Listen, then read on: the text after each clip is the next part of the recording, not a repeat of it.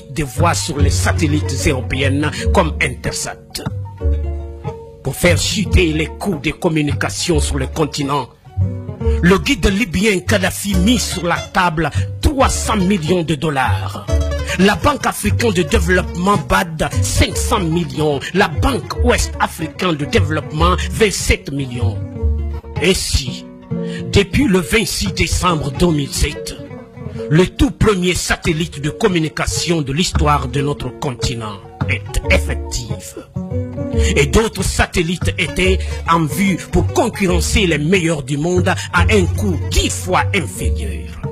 Voilà comment un geste symbolique de 300 millions offertes par Kadhafi change la vie de tout un continent. Par ce geste, le guide libyen a fait perdre à l'Occident pas seulement 500 millions de dollars par an, mais les milliards de dollars de dettes et d'intérêts que cette même dette promettait de générer à l'infini et de façon exponentielle, contribuant ainsi à entretenir le système occulte pour dépouiller l'Afrique. En plus, les 30 milliards de dollars saisis par Barack Obama appartiennent à la Banque centrale libyenne qui était prévue pour la contribution libyenne à la finalisation de la Fédération africaine à travers 3 projets. La Banque africaine d'investissement à Chypre, en Libye. La création dès 2011 du Fonds monétaire africain avec un capital de 42 milliards de dollars avec Yaoundé pour siège. La Banque centrale africaine avec le siège à Abuja au Nigeria, dont la première émission de la monnaie africaine signera la fin du franc CFA, grâce auquel Paris a la même mise sur certains pays africains depuis 52 ans. Voilà pourquoi la rage de Paris contre Kadhafi. Tous les pays qui ont bombardé la Libye en tuant Kadhafi sont tous financièrement en quasi-faillite. Les USA, les États-Unis d'Amérique, à eux seuls, ont 14 000 milliards de dollars en dette. La France, la Grande-Bretagne et l'Italie ont chacun environ 2 000 milliards de dettes publiques. En 1865, dans son soutien à Abraham Lincoln pour l'abolition de l'esclavage, l'économiste américain Adam Smith l'avait prédit. L'économie de tout pays qui pratique l'esclavage des Noirs est en train d'amorcer une descente vers l'enfer qui sera rude le jour où les autres nations vont se réveiller.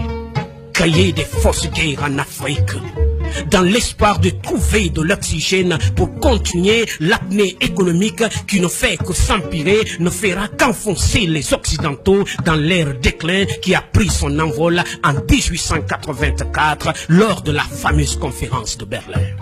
C'est pour déstabiliser et détruire l'UA, l'Union africaine, vers les États-Unis d'Afrique avec la main de maître de Kadhafi qui est mal vue par l'Occident que l'Union européenne a d'abord tenté sans y parvenir la carte de la création de l'URM, Union pour la Méditerranée. Il fallait à tout prix couper l'Afrique du Nord du reste de l'Afrique. Cela a échoué parce que Kadhafi a refusé d'y aller. Il a compris très vite le jeu à partir du moment où on parlait de la Méditerranée en associant quelques pays africains sans en informer l'Union africaine, en y invitant tous les 27 pays de l'Union européenne. C'est ce qu'ils ont tenté de relancer, tout en musant sur la chute de Kadhafi.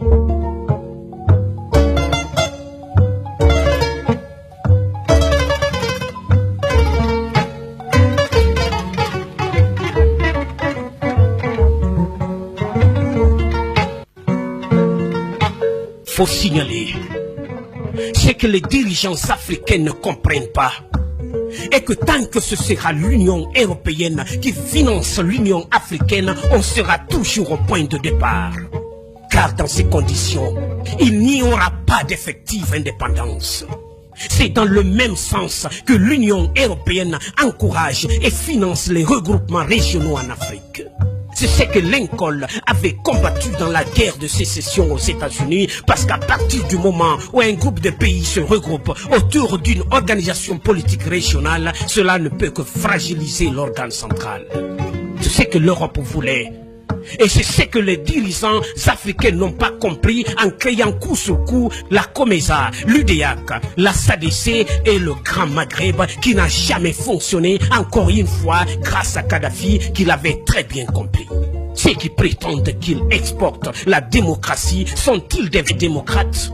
Et si la Libye de Kadhafi était plus démocratique que les USA, la France, la Grande-Bretagne et tous ceux qui ont fait la guerre pour exporter la démocratie en Libye? Le 19 mars 2003, le président George Bush lance les bombes sur la tête des Irakiennes avec le prétexte d'y exporter la démocratie.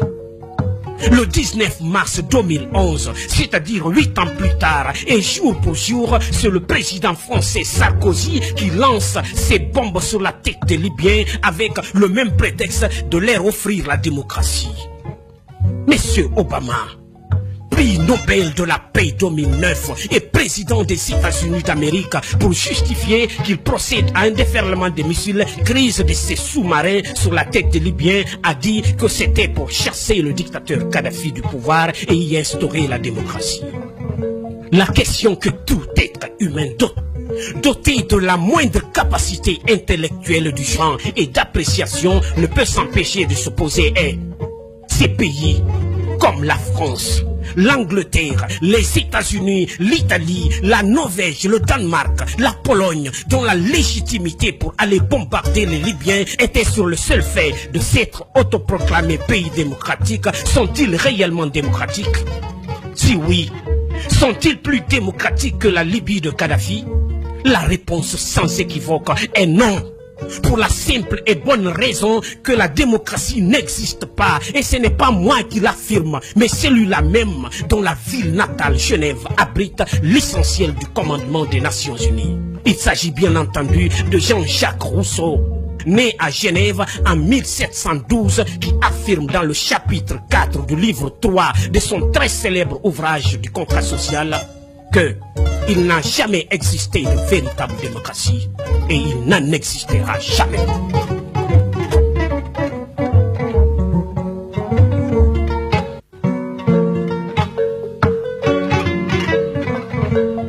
Pour qu'un État soit véritablement démocratique, Rousseau pose 4 conditions selon lesquelles la Libye de Kadhafi est de loin, très loin plus démocratique que les États-Unis d'Amérique, la France et tous les autres qui prétendent exporter en Afrique la démocratie, à savoir 1. Dimension de l'État. Plus un État est grand, moins il peut être démocratique. Pour Rousseau, l'État doit être très petit pour que le peuple soit facile à rassembler. Sous cet angle, c'est la Libye de Kadhafi qui répond.